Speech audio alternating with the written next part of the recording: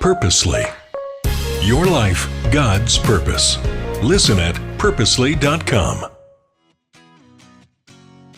I believe when channeled correctly, when you think about food as a spiritual discipline and activating your physiology as a spiritual discipline, when you see those two things as worship to God, it's actually something that God can use to mature you in your faith. And people say, how so? Well, how you do anything is how you do everything.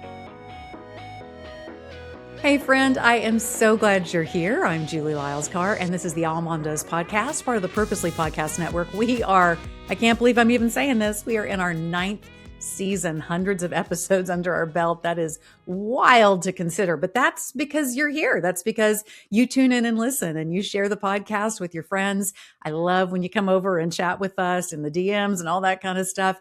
Such a great community that you've built here with women who are walking through the same seasons of life that you're in, through some of the same issues you're in. And one thing that I hear come up again and again, okay, how are we treating our bodies? What are we eating? How are we moving? What are we doing? And that's why I'm so excited to introduce you to my new friend who has had long experience in this arena. He's going to help unpack some things for us. And here's what I love. It's not just about our physical bodies and the nutrition. It's also about spiritually what we're doing. And so I want you to welcome Coach JT Tapias. JT, thanks so much for being here. I'm really grateful to be here, Julie. I love what you create for women and families because it speaks to real life, not perfection. You know, my heart has always been, helping people understand that faith is meant to be lived out every day, right? And a good, healthy rhythm, not just Sunday morning or big spiritual, moments. Right. And so right. Thank you so much for the invite. Oh, absolutely. Well, I want you to give the listener a little bit of backstory on you. I loved it when I came across you in my emails and I was like, oh, this guy has a really fascinating story. My husband's going to be particularly fascinated with the professional soccer career, but I want to hear all about where you came from, how you got here, how you got into this line of helping and coaching people. Sure. So I was born in a place called Medellin, Colombia, in South America, and I was brought here when I was 1. So I pretty much been here all my life. Grew up with 2 interesting parents. My mom was a professional singer. She was signed to a record label. Met my father, who was a pharmaceutical sales rep without a license. That is a beautifully creative way of saying that. I'm going to give the listener just a beat to think about that for a minute. I like the way you said that. Absolutely. Unfortunately, I was brought up in a 3rd generation mafia family. And so it caused a lot of issues, a lot of trauma in my life, a lot of instability. My mother, one day up and left. She was sick and tired of being sick and tired. My father was verbally, physically abusive to her. And so she decided to take off. I have a sister. She's 6 years older. We came here to the States and ended up in a little apartment in Jamaica, Queens. She had brought a little bit of money with her. We were really, really poor. We used to collect pennies to eat Lipton soups. And so she started to feel that pressure of, hey, I have 2 kids. She didn't speak English.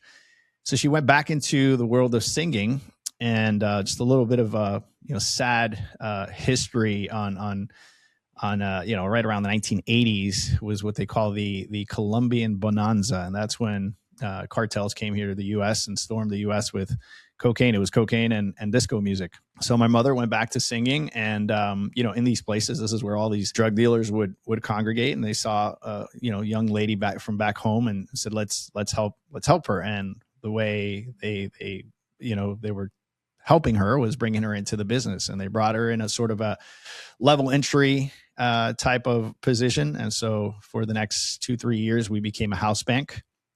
These organizations basically can't house their money in legitimate banks. And so they use middle income, sort of very nonchalant neighborhoods where, they can just plan a family. And that's what we did for 3 years, quote unquote. My mother did that well. And so she went up that ladder and she got involved in the business. For the next 15 years, we lived in luxury, but in misery. Our home's constantly getting raided by the DEA, and me changing schools two, 3 times a year. Very, very traumatic. And so that led to my mother basically being convicted. Well, she was going to go to trial. She was going to go away for 25 years. And she wrote a letter to the judge and said, hey, I know what I've done is wrong, and I would stay and pay for what I've done, but I have 2 young kids and I'm not going to leave them, with the system. And so at that point, we jumped on a plane and went back to Colombia. This is 1992, 1993. And Colombia is going through its worst history ever. The government and 4 other agencies are pursuing the infamous Pablo Escobar. And, the city is crazy. Bombs are going off. There's a curfew. There's drive-bys happening. And so my mother said, this is crazy. I don't want my kids here. And so I was sent back to the States. I stayed with a family that was supposed to take care of me, but they were worse off than anyone else. I mean, they were crazy. They were a crazy family. And so they were involved in the business as well. I got fed up and decided, hey, this is too much. I picked up my book bag, walked out the door. And ironically, at the age of 14, for 14 months, I was homeless in the streets of New York City. And troubling and scary, but at the same time now, in retrospect, probably one of the most incredible times of my life, where I learned to be grateful for everything and anything. Shortly after that, you can tell me when to stop. I can keep going. I mean, I'm telling you, it just reads like a Tom Clancy novel. I'm like, this is absolutely incredible. And so you're in the streets at 14. And you are now, how are you defining at this point, even what you want? Because was it all predicated on what you knew you didn't want? Like, you knew you didn't want to be in these kind of environments, but did you have a vision of what you did want at that point? No, I mean, at that point, it was really desperation. I had been going through so much. I was suffering from post-traumatic stress disorder already at the age of 14. Constant stomach aches and all the issues that come with, stress. And I was just done. And I said, I'm going to be better off in the street than I am in any of these crazy environments. And so I took off, and I was close to a place in Queens called Flushing Meadows Park, right next to Shea Stadium. And interestingly enough, that's where some of the best soccer in the world is played at an amateur level. But a lot of, there's just so much diversity, people coming from all different countries and playing soccer there. And so that was providential. I mean, I believe God's hand was all over that. By the grace of God, I was pretty skillful at playing soccer. And so I joined the team there. My teammates, my coaches knew my situation. And so they really, really helped. I always say there's different levels of homelessness, right? There is, the destitute person, and then there's that person that, they don't have a secure place to stay, but they stay, one night here and one night there. And so I call myself a hybrid. Mm-hmm. So that's how I managed to survive for 14 months. I'd go into Chinese restaurants and ask if I could clean or do anything just to get a little box of rice. Crazy part of this is that I grew up with a silver spoon. I mean, I was going to private schools. We had drivers, and when we were in New York and even in Colombia, and I'm going from that extreme to this extreme, which was pretty intense. Right. After the 14 months, I went into my aunt's custody. She was semi-functional, so she brought me in and experienced a little bit of peace there. She wasn't involved in anything crazy, and so I managed to continue to play soccer. One tournament, I was playing in a tournament in upstate New York, and a scout came up to me and said, "Hey, we've been watching you for a couple of weeks. We like what we see. Or would you be interested in going to Spain for a tryout?" Now, I don't know how much you know, Julie, about soccer, but playing in Europe is like playing in the NBA here in the U.S., right? Yeah, and so I live with a major soccer head over here. So, so he yeah, keeps me informed. He keeps me informed. So I had no idea where Zaragoza was, but I said, let's go, let's do it. I mean, I don't have anything else going on, let me look at my agenda. I managed of it right away, jumped in a plane, went to the north of Spain to a place called Zaragoza, right between Madrid and Barcelona. And went to a place called the Ciudad Deportiva, the city of sports, which is where that team in particular trained. I did my tryout, and within 7 minutes, I was pulled, aside, and in a napkin, I was, given my first contract And I felt like I had arrived, and, I was getting to play with all the guys that I was watching on TV and traveling and doing really cool things, and money was no longer an issue. And I did that from the age of 16 and a half till I was 24. 24, my career came crashing down. I played in Spain, went to Mexico, I went to Guadalajara, Mexico, to a team called Tecos. Played a little bit here in the U.S. In a Division II team after that. And then I noticed that I was kind of getting left on the bench a lot. For what I would consider, unjust reasons, because I was definitely, I should have been in the 11 lineup, 11 player lineup, but soccer is very political. And so at that point I said, let me just go back to the States, get an education, join a Division II. You can't play Division I if you've played pro here in the US and college ball. And so went to a Division II school and just got an education. And that's where the process started. I for 9 months after coming back from soccer, I was pretty depressed, trying to figure out what I was going to do with my life. There's 5 professional soccer players in my family. And so I thought I was going to have a full career. And here I am, 24, no education. At the height of it. And you're out. Yeah. And so it was tough. It was really, really tough. I came back to the States. I started to take inventory of what I believed I was good at. And of course I had only played soccer and been around other elite athletes and coaches and trainers and nutritionists. And I was always very interested in the subject. So I would always pick everyone's brain. I was the annoying guy asking, why is he eating that? And why is he injured this way? And how do you train that way? So, in just, going back and taking inventory, I said, I think I have something here. I don't want to throw this away. And so that's what started the process of getting certified and becoming a personal trainer initially, and then realizing that exercise wasn't necessarily the challenge, and then learning about nutrition, understanding that wasn't necessarily the challenge either, even though that's a big part of it. And so I went nuts, getting certifications, going back to school, and opened up my first. And, it makes sense to me, JT, that in such a tumultuous background, and then in putting in the work to be able to play soccer at the professional level, but then realizing that it wasn't just going to be a meritocracy, there was going to be politics and all these other things happening.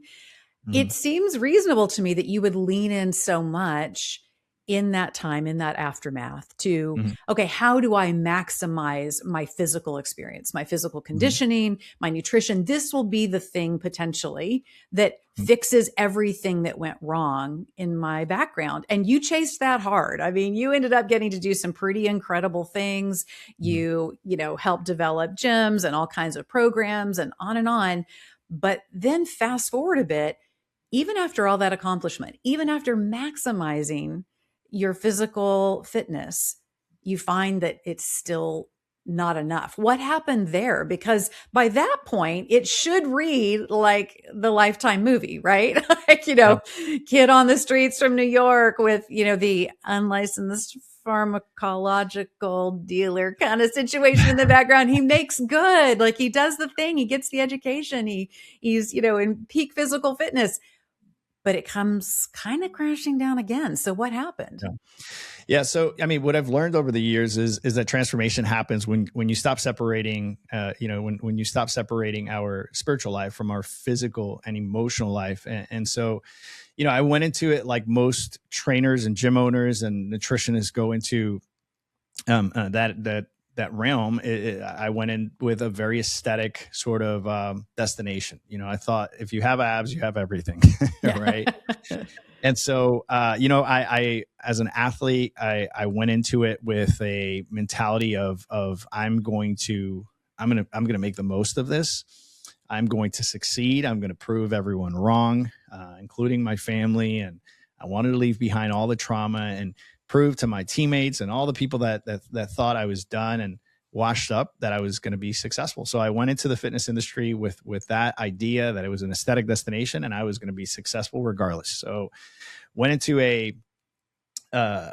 a place in South Tampa, Florida, which is probably one of the most gym saturated areas in the world, 30 gyms in a 5-mile radius. Wow. So, wow.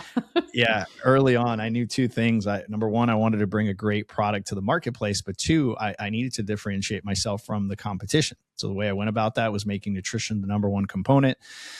We became successful very quickly. We had people from all over coming to do our programs, our challenges, our online programs. And so here I am at the age of 31. I had absolutely no mentors in my life up until this point. And I got a little bit of success. I was doing things well. I had rental properties. I had all the things that most people said would make me happy. And here I was, empty, completely empty. Couldn't understand why. I grew up in a very materialistic home where I was told you are whatever you have in your pocket. Imagine that type of conditioning, right? And so I went and chased those things. And when I brought those goals to fruition, I was still empty. I was shocked. So that led into a lot of my childhood traumas really coming out and me joining the nightlife. And so Monday through Friday, I was preaching health and wellness. And on the weekends, I was destroying my body with drugs and alcohol.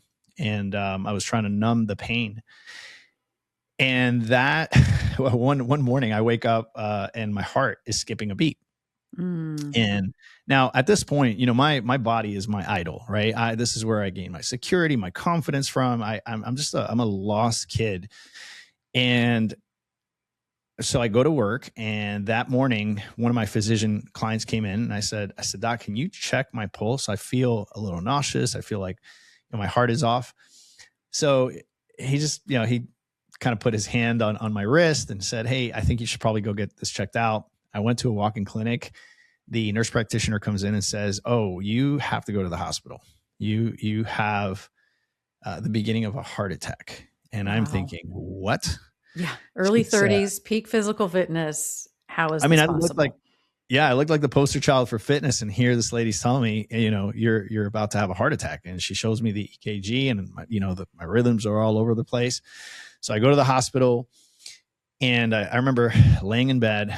I'm there all by myself. I'm hooked up to all these machines. And I don't know if you've seen the movie Hangover or if you heard of it. There's an Asian character in the movie. The doctor that walked through the door that day looked exactly like that guy. And he looks at me and he says, have you been drinking or doing drugs? And I looked at him with a straight face and I said, Doc, it's Wednesday. As if, right? As if that makes a difference. Right. like, hey, Doc, I party on the weekends, not during the week. I'm a responsible Wednesday. person, this is weird for a Wednesday. Exactly. I'm a fitness expert during the week, but Saturday and Sunday don't count. Yeah. Right. And so he said, hey, he says, you got to quit. He says, you got to quit this lifestyle. He says, you're going to have a seizure and die at a young age. And so in a very stoic way, I said, okay, this is it. I'm done. Never again. I walked out of there. And I learned quickly that, the flesh can't tame the flesh. Two weeks later, I was at it again. And I was intentionally trying to take myself out. And so I found myself in a really bad place and woke up one morning, depressed physically, mentally, spiritually, writing a suicidal letter to my sister.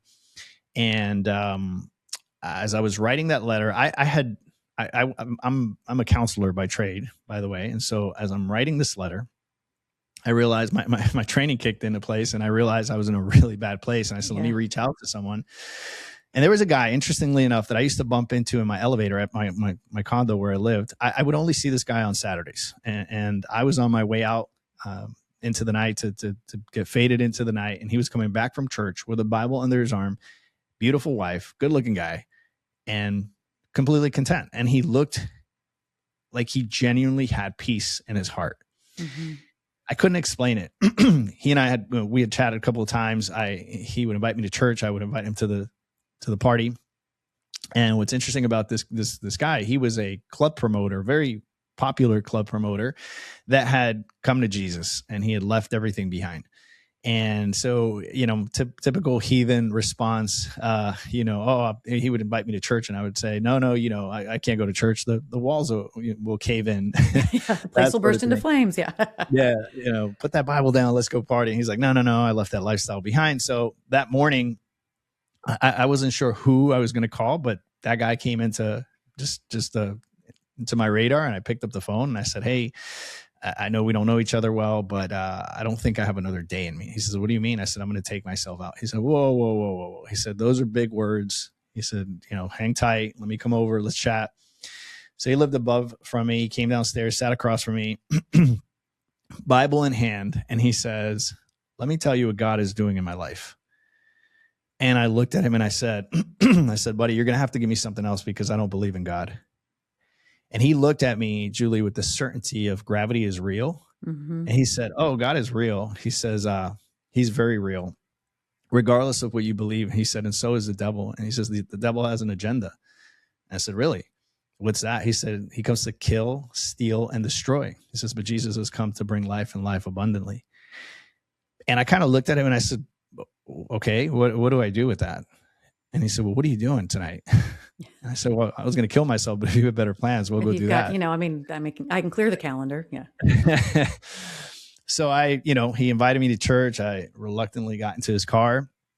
We pulled up to this beautiful modern building, and I saw two things I loved at the time: coffee and beautiful women. And I'm like, yes, Jesus. Like, if this is Jesus, I'm in. And so I walked into the sanctuary that day, and the pastor was doing a topical message on the book of Job, and it just hit me like a ton of bricks to the point where I looked at my buddy and I said, did you tell this guy what I have going on? He said, and this is a mega church. He says, there's 800 people in here. He says, this is how God speaks to us. And I said, okay, cool. Service was over. I thanked him. I said, let's go. He said, no, let's go to the prayer team. I said, prayer what? Now, I grew up, most of the males in my environment were street soldiers growing up. And so I was brought up in a way where I wasn't allowed to cry, express emotion, or ask another man for help.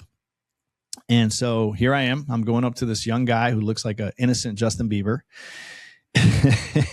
And I look at him and I'm thinking to myself, what is Justin Bieber going to do for me? Yeah. How is he going to help me?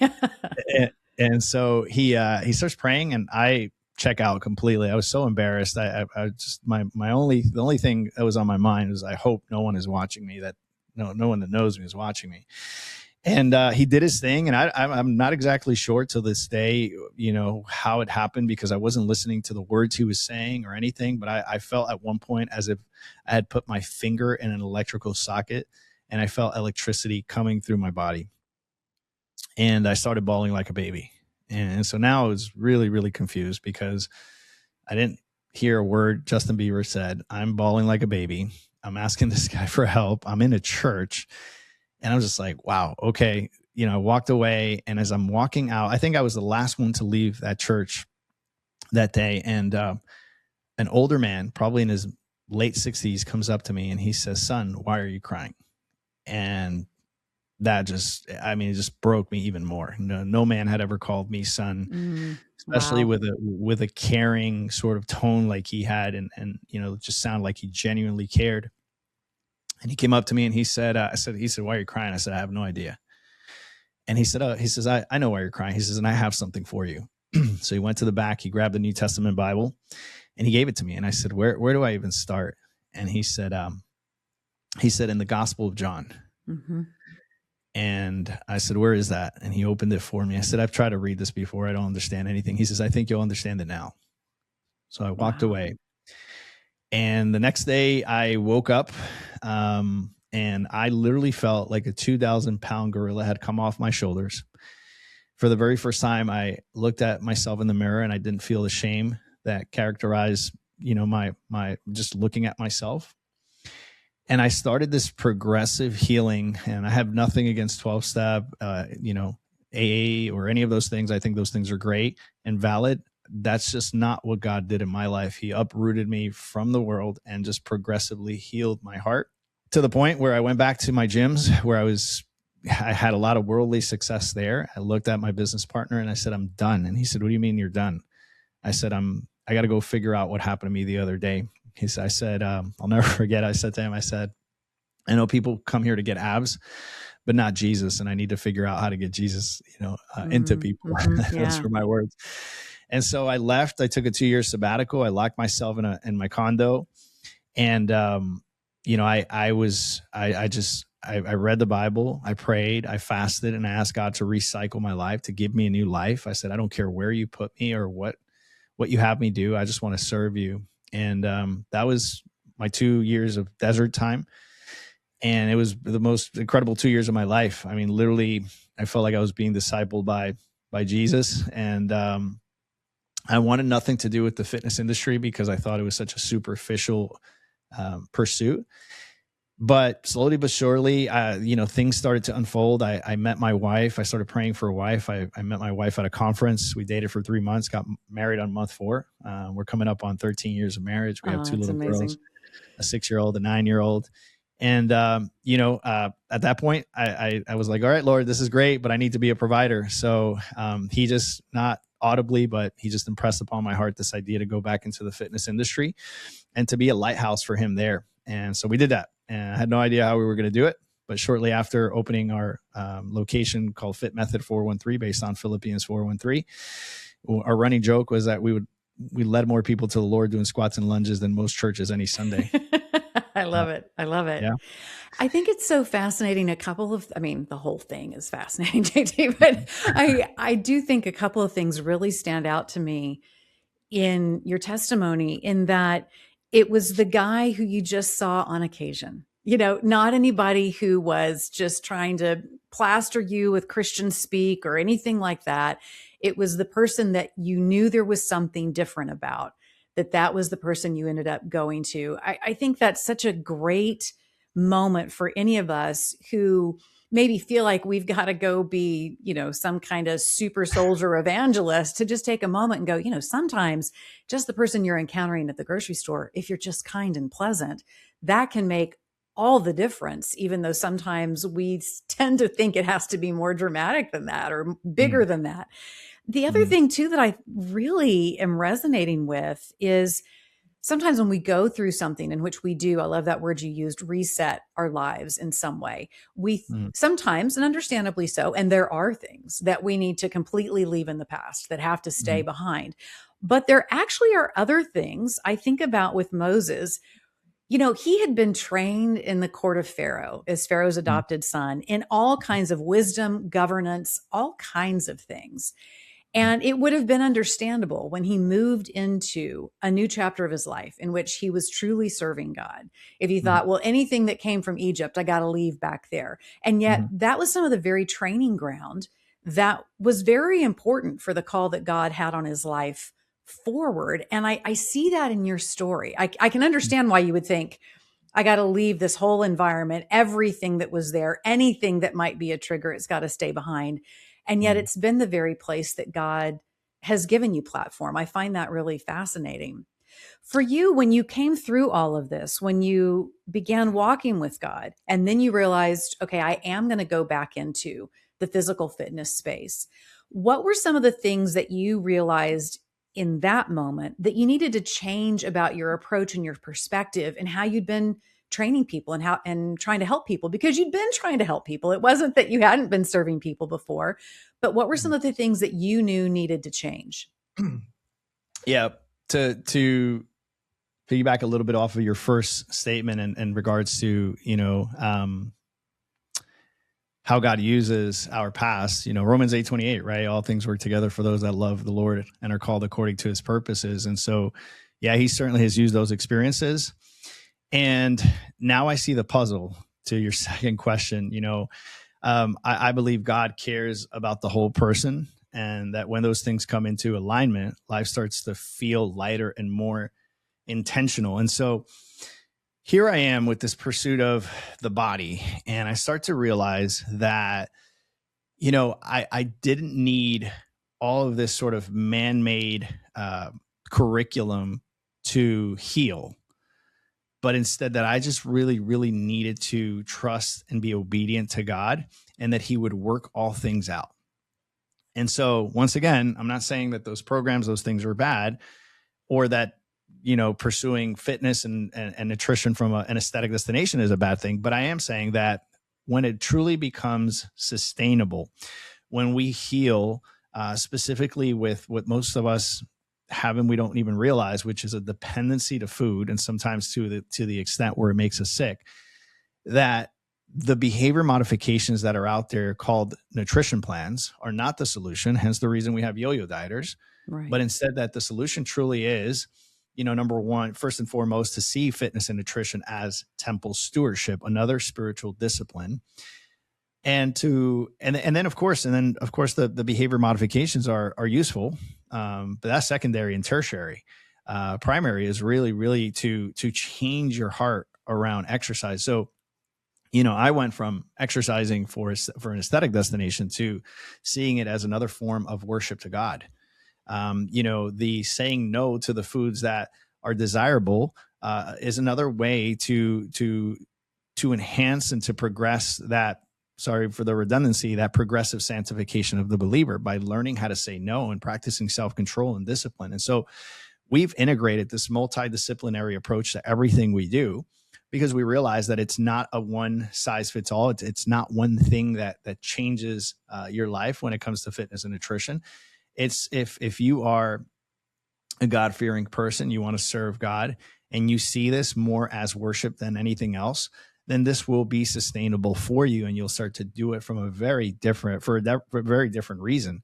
And that's what we found. We found that this is this is the discipleship that your church forgot. Unfortunately, I'm on a mission to bring this message to the church. I just came back from Pittsburgh. Well, actually from Pennsylvania. I flew into Pittsburgh, Hermitage, Pennsylvania. And I spoke to about 200 people there about temple stewardship and this whole idea that we bring of, mind, body, spirit. And so, yeah, it's that. I mean, it's what we found is that God cares about the whole person. And once, we really give these things over to him, he takes control of our lives and things go well. Right.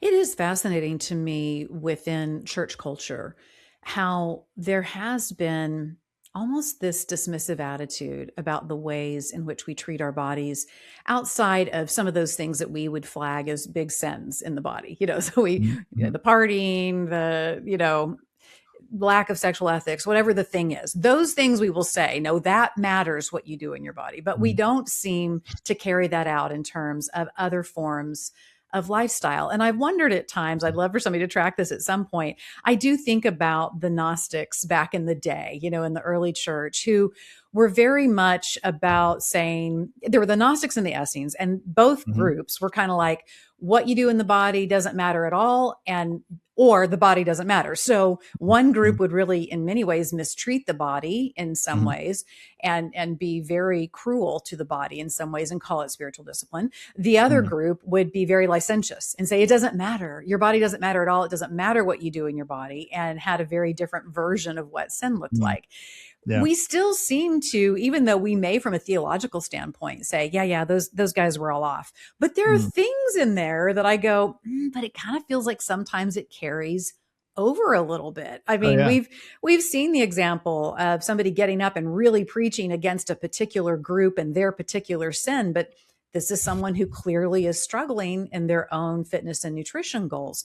How do you see the psychology of that today when you look at this, sometimes this mismatch? And this isn't about shaming someone for the challenges they're having or anything like that, but almost this minimization of, well, it doesn't matter how in a healthy way you're treating your body. Why do you think we've landed there so often? Yeah. So anytime I speak about this, I speak about this with love and care, because it deserves that. And a lot of people are struggling on the other side, and they don't understand why. Right. Well-intentioned Christians all the time reach out to me and say, hey, I love the Lord. I want to serve the Lord, but there's this area of my life that I just can't get under control. And those groups that you mentioned, the Gnostics, and it's interesting how they would put aside sort of the taking care of their body, but yet they practice mortification through the body. Right. And so, they had all sorts of kind of rituals to, intensify and show their love for God. But yet when it came to the positive things, they would just completely discard that, because You know, I have this concept called level one thinking and level two thinking. So level one thinking is more on the primal side of things. These are the things that are easy, or come easy to us. We can sit, watch TV is easy, eat the ice cream is easy. All those things come very, very easy. Level two thinking is where the friction is. And I think we tend to avoid the level two thinking a lot.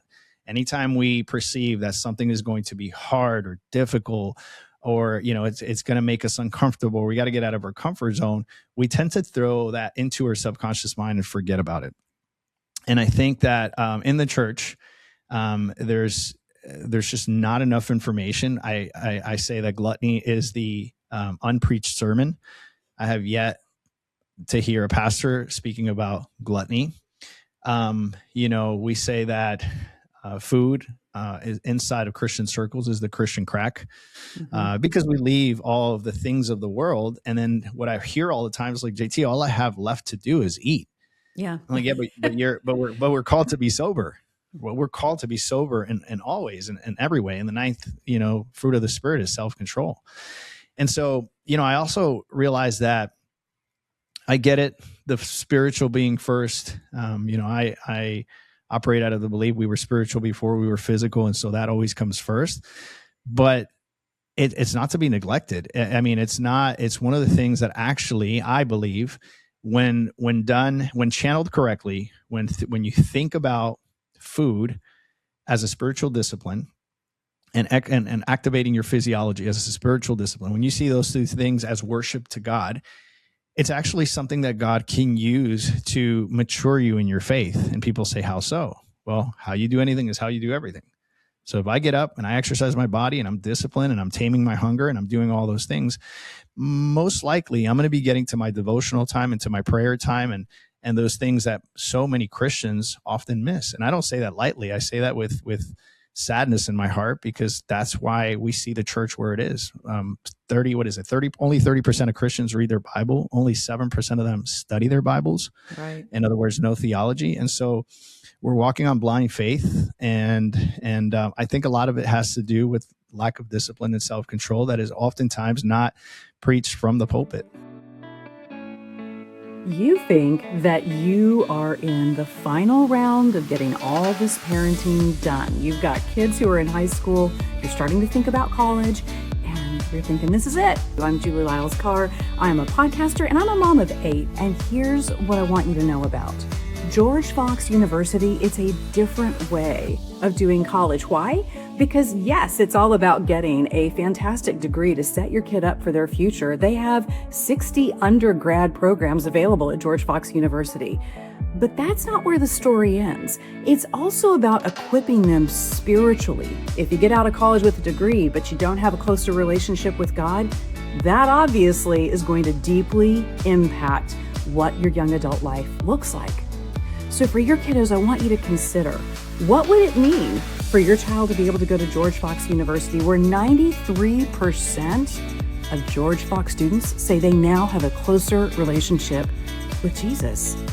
George Fox University is located in the Pacific Northwest in Oregon. They have 23 Division III athletic programs, and 100% of students at George Fox University receive financial aid. George Fox University is dedicated to their promise. They want every student to be known for who God created them to be. So listen, parents, yeah, you are getting into some of those final laps, but you definitely want to make these last laps count in a big way when it comes to the legacy of your parenting. So be sure and check out for your student, georgefox.edu. That's georgefox.edu. You've seen in your work as a counselor, I'm sure, this uptick in something that has a great heart behind it, which is telling people, hey, feel your emotions, be in touch with what's going on in your internal life emotionally.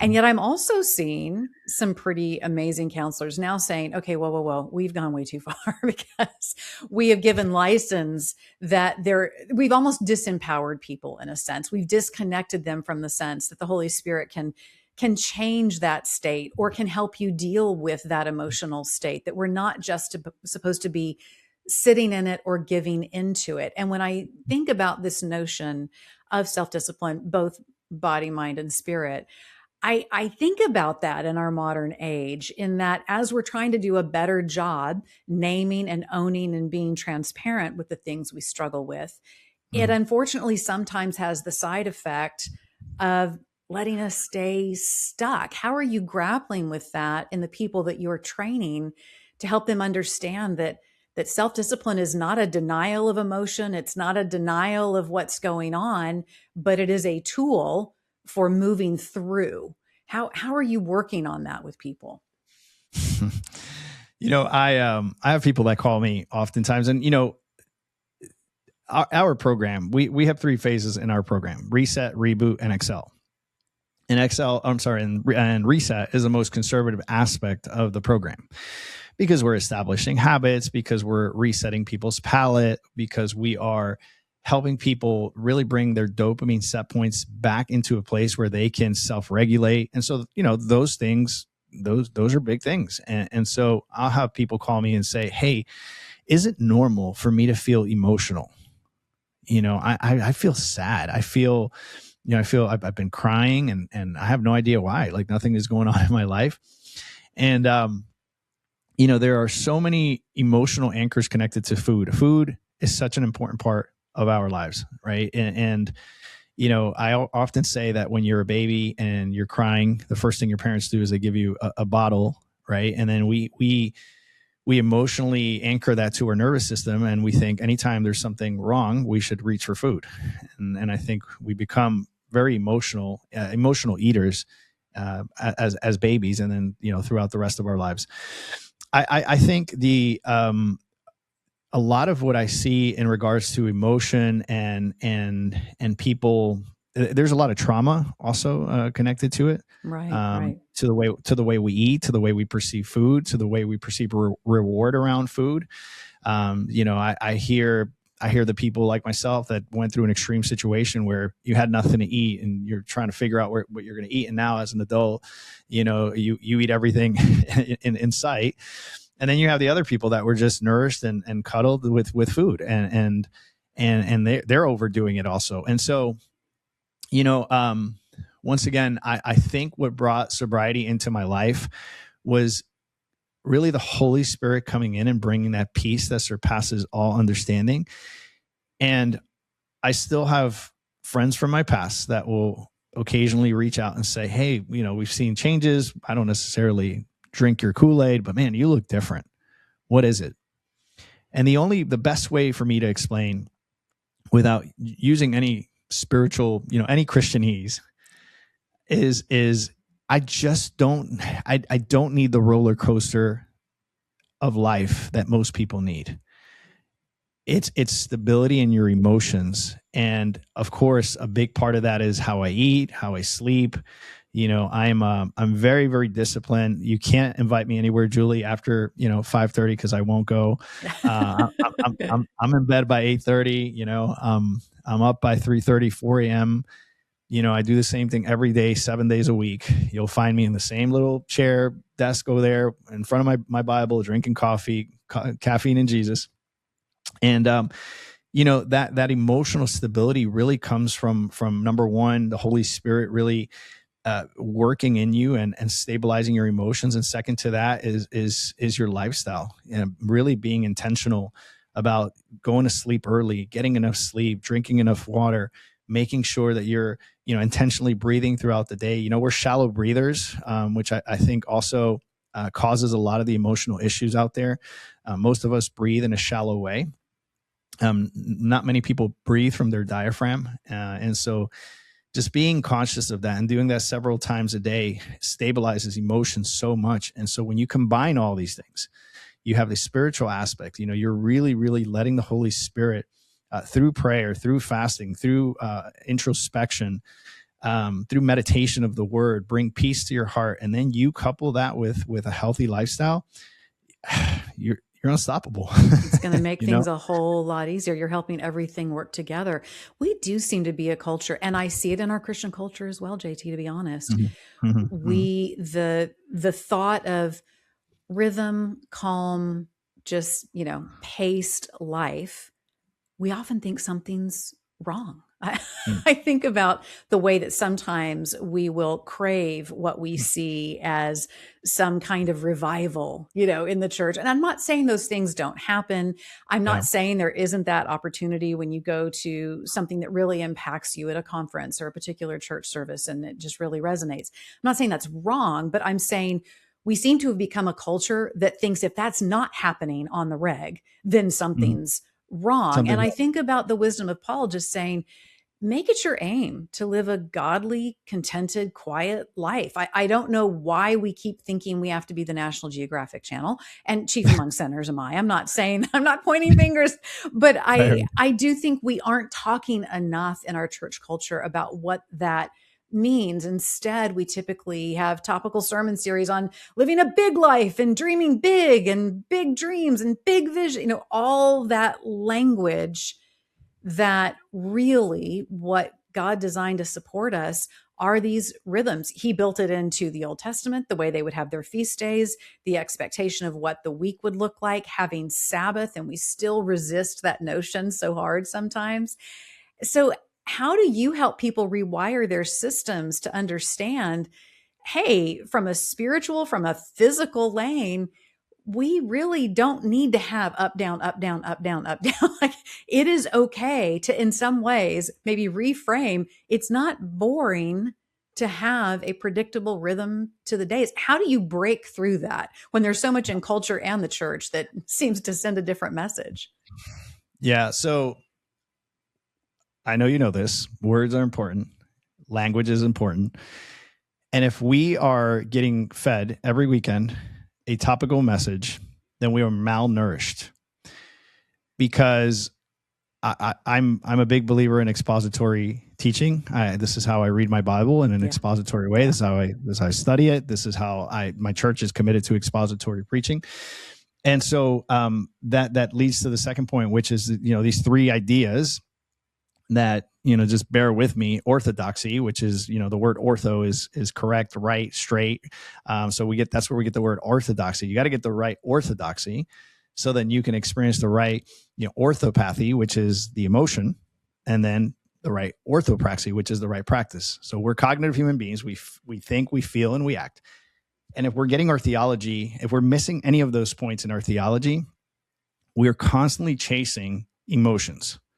We're constantly chasing the big jumps and the big, I feel the Holy Spirit because I have chills. It's like, I tell my friends all the time, hey, the Holy Spirit wasn't given to you so you could feel chills while you're at your mega church under air conditioning, listening to a worship song, And so I like to say that when nothing is happening is that's a good day. Yeah. Right. And when there's just peace, and when, a wealthy man is a man that doesn't need much, not someone that has too much, but someone that doesn't need much. And so, I hear you. I think a lot of that comes from what you said initially is, these highs, these events where, people get super, super hyped about one thing, and then 2-3 days later, they're defaulting back to their normal settings. Right, whatever the other thing was. Yeah. And then they just feel empty. It's like they have this high, and then they're empty, and then they're high, and then they're empty. And it's like, you don't want to chase. You don't want to chase those things. You want stability. And oftentimes stability looks normal and boring. Yeah. I had an opportunity to train the CFO of Johnson & Johnson. That guy was extraordinary. I mean, this guy would come in early. He would warm up before his session. He would come on the floor. He would work out and just work so hard. He never missed a day. He never had any excuses.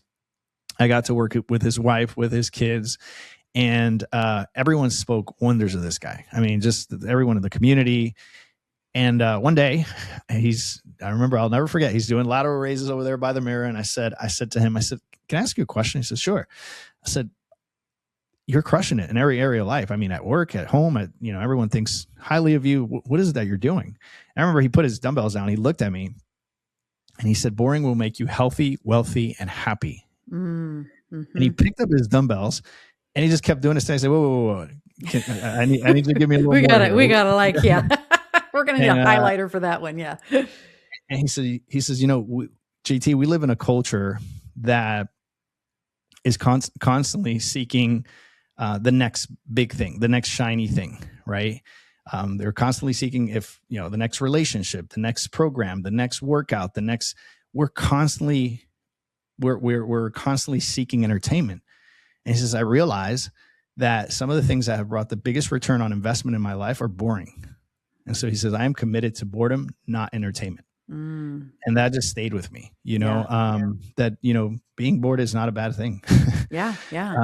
It's stability. And sometimes some of the things that we do the best are boring. We got to repeat them. We got to do it day after day, right. And I think we're just a culture that is so used to entertainment, and it's one of the 21st century idols is entertainment. Yeah. Dazzle me.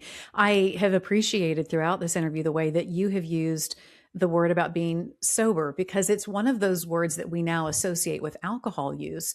And yet really within the scope of scripture, we're talking about sobriety in terms of not allowing ourselves to be chained to anything, being willing to walk through the boring, to have the discipline, to develop the discipline. I mean, is that one of those words that you keep trying to reinforce for people? Hey, it's not just about substance use. It's also about if you will, the practices by which you live your life to be sober minded. 100%. I mean, to me, the definition of sober is simply being not being influenced by by people, places, or things. Right. And so, the Bible clearly tells us that we're called to be drunk in the Spirit and not influenced by anything else. And so, what was it? Paraphrasing Paul when he said that, he will not be controlled by anything, and that to me has been such a mantra, because it's so easy. I mean, I think our hearts are factory of idols. We're constantly, erecting idols without even knowing it. We crush an idol, and then the next one pops up, and then this one comes up, and it's a constant thing. And it's, it's dopamine, which is, it's that neuroreceptor associated with well-being. And we need dopamine in our life. The problem is we've become dopamine junkies. And so that constant secretion of dopamine, or seeking dopamine hits, creates a lot of idols in our lives. And so we got to step back and say, what is it that is controlling me right now? Is there something that I can't hold back from doing? Is it the food? Is it the drink? Is it the coffee? What is it that is controlling my life right now? And if you're honest with yourself and you start to identify those things, generally what people say is, I'm going to work harder. And I always say that is not a good plan. Yeah. That is a very ambiguous plan, right? We don't want to work harder, right? What we want to do is, number one, we want to submit, right, to the lordship of Jesus. And we want to say, Lord, this is out of my control. I need help. And then second to that, we need to really reinforce systems in our lives. I love James Clear from Atomic Habits. He says, we don't rise to the level of our goals. We fall to the level of our systems. Yeah. And so we got to create healthy systems and rhythms in our life that are sustainable, not the big sprints, not the 6-week programs and the 90-day programs, but hey, how do I stick to this for this is something I want to do for the rest of my life, not just 90 days, not just 60 days. And so, I think approaching life and being able to see the bigger picture versus just like little snapshots, which is what we tend to do, especially when it comes to fitness, nutrition. You hear all the gimmicky names, and hey, we have some of those names. It's the fitness industry. You can't avoid them. We do have a 90-day program, but we tell people all the time, look, this is just to get you started. This program is a lifetime program. It's like, when do I get to do whatever I want? You don't. If you want things to work, you keep embracing discipline and habits. Yeah. This is not the get you to here so that then you can eat a birthday cake a day. Yeah, exactly. Exactly. And by the way, we leave bandwidth for that as well. So yeah, there needs to be, come on, there's got to be some white cake with white icing somewhere. That's just absolutely. Ice cream is my thing. So there you go. See, it's got to be in there somewhere. I love it. So give the woman listening who's like, okay, I'm hearing you, JT. I realize that I'm seeking dopamine, or I'm getting on the bandwagon of I'm going to see this much weight loss in this much time, or I'm going to go train for a marathon, but I'm going to try to do it in 3 weeks, all the crazy things that we do. Mm-hmm. Tell that person listening, hey, here are some small practical ways that can begin to help you identify where you're getting a little bit stuck, what may be pulling you away from more of that sober-minded living, and ways that we can begin to put some systems in place. What are some small, simple things that we can do today to do that? Yeah. Yeah. Very simple. So, I think even for those that are disciplined with their Bible reading, I think oftentimes what I find in a lot of the conversations that I have is that it's sort of my check the box. I kind of read the little verse or I go through my little devotional and then I'm off to the day.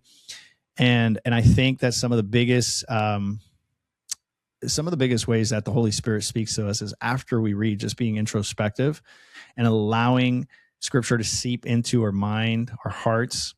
And that happens through introspection. And that's where we find out truly what is controlling us in that moment. What is it that's worrying us in that moment? And so having that time, not just to pray, but to listen to God and just to be silent and practice silence and let the Lord speak, right? He says, what is the verse that's not coming to mind right now? My sheep hear my voice and they follow me. Mm-hmm. If we give him the opportunity to speak to our hearts, he will, and he will reveal things that we don't even know are offending him or even causing friction in our lives. And so we have to find those rhythms of fasting, which that's a whole other subject. But so that, right, to identify what's in our way. Second to that, from a physical, spiritual perspective, I know nothing more powerful physically, even beyond working out, doing anything, running, sprinting, biking, any of those things, than power walking. Power walking is one of the most powerful things that we can incorporate. And I love the power walking because you can bring in a spiritual discipline, which is prayer. So I go on these, when I say power walk, people think, are you just walking really fast? It's like, no, I am praying and walking. That's why it's a power walk. Yeah. It's a combination of the two. Yep. And so I will write something out that I have in mind or something that I want to pray about right before I leave the house. And then I just focus intentionally on praying about those things for 45, 60 minutes. And I can tell you, Julie, that those are some of the most powerful spiritual times of my life. I also think that anytime you do anything dopamine and enhancing or secreting, as you're focusing on the things of God, this is where we hear people oftentimes say, "God spoke to me while I was taking a shower." You ever hear that? That people will say, "When I'm in the shower is when God speaks to me the most." Well, warm water makes us secrete dopamine. It feels good. Mm-hmm. And oftentimes in those dopamine releasing times is when we hear the most from God. So I tell our members all the time, get into healthy dopamine releasing activities, tie that in with your prayer time, and watch what you'll get on the other side of that. So the power walking, 45, 60 minutes at a pace where you can maintain a conversation. By the way, from a physical standpoint, it decreases body fat percentages. You lose unwanted weight at a record pace. It is better than any other thing out there. Double check what I'm saying here. Go on the internet and check it out. There's plenty of videos on it, but walking is super powerful. And then lastly, I would say that, if you're pursuing fitness, if you're pursuing balance in your life, it has to hinge on a strong why. Simon Sinek has a whole book on the why. And I love this idea because what we're looking for is an intrinsic why that will help us, push through when things are difficult. If your goal to get healthy or even have peace in your life is dependent on something external, for example, I want to get fit because I'm going to this high school reunion or I'm going on a cruise. That's valid, but it's only going to last so long. Only going to last through the event. Yeah. But if you are connected to a stronger why, an intrinsic why that really pulls on your heartstrings, for example, I want to leave a legacy for my kids of health. I want to show my kids how to take care of their bodies because I don't want them to struggle with this later in life. This is worship to God. This is how I actively seek a God. And that there's that intrinsic why, then it won't be something transitory. It'll be something that will stick, and you'll find those healthy rhythms and you'll find balance in your life, which is what I believe we're all seeking. Well, JT, you've been so generous with your time. There's so much more for the listener to explore. There's your Empty Your Buckets nutrition plan. You have all kinds of other things that you offer. Where can the listener go to find out more about you, the work you do, the coaching you do, all of it? Sure. Super easy. Coach, jttapias.com. There's a ton of information. Of course, I won't say I'm omnipresent because that's only God, but pretty much you'll find me in all social media outlets, Instagram, Facebook, but I would say Coach jttapias.com. That's a good entry point, and you can see all the different things we're doing. Well, I cannot thank you enough for being here and helping connect these worlds that we live in that we often try to keep really siloed, like our spiritual world versus our physical world versus all these, and the way that you knit it all back together for us and for your incredible testimony of coming to faith in Christ. Absolutely inspirational. I just can't thank you enough for being here today. Thank you. Thank you for the invitation. Absolutely. This conversation with JT is so incredible. I just felt like, you know what, this has got to be a two-parter. So we are making this a two-part episode, and I want you to listen next week when we come back with JT as he talks more about how he realized that really using the gifts and skills God had given him to help people in their physical and nutritional training has this important spiritual component. And so he's going to put all that together for us in the next episode. So I want you to come back and make sure that you are listening for that.